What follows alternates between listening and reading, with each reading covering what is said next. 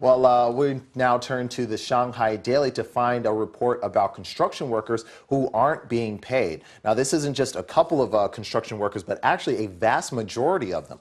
According to the report, 3/4 of construction workers in big Chinese cities like Shanghai and Beijing work without labor contracts, which means that it's easier for their employers in order to not pay them, or they basically don't have any sort of ground to stand on when it comes to salary disputes. Now, a survey was done by Peking University, and it was based on an investigation of recent construction labor markets in Shanghai, Beijing, Chongqing, and Shenzhen. Now, it found that 75.6% of the construction workers, most of them coming from China's rural regions, said that they did not sign any kind of recruitment contract, and that the absence of a contract usually puts the workers at a disadvantage when it comes time for them to get paid. Now, only about 6% of construction workers in Shanghai said that their salaries were settled at the end of each month, which is about the same level as the amount of workers that get paid here in Beijing, at least get paid on time. Now, the big firms usually pay the subcontractors on a project, while the smaller constructors hire the workers themselves.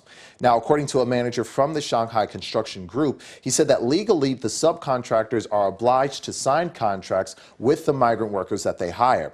But given the vast number of subcontractors involved on the market and the high mobility of construction workers, the inspection to make sure that these subcontractors comply by the work contract rule is usually very difficult. Now, other market insiders also said that the absence of labor contracts between subcontractors and workers is actually pretty common. And this usually creates a disadvantage for the workers who find it hard to defend their rights when their employers deliberately delay paying them or not even pay them at all.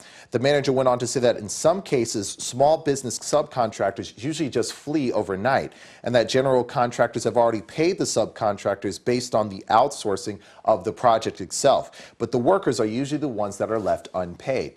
Now, another common practice is for subcontractors to usually only pay the workers either half of their salary or just a small portion of their salary in order to ensure that they don't leave after they are paid.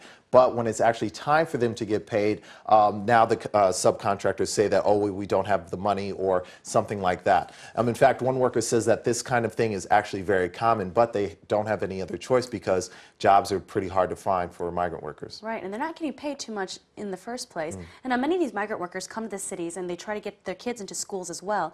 And the problem with getting their kids into schools is they have to show all these documents, and one of these documents being labor contracts, but many of them don't have them because of this nature of business.